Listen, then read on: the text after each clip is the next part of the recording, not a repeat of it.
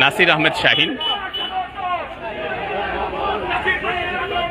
নাসির আহমেদ শাহিন তিনি যুক্তরাজ্য স্বেচ্ছাসেবক দলের সভাপতি, পাশাপাশি কেন্দ্রীয় স্বেচ্ছাসেবক দলের আন্তর্জাতিক বিষয়ক সম্পাদক, সহসভাপতি মর্যাদার।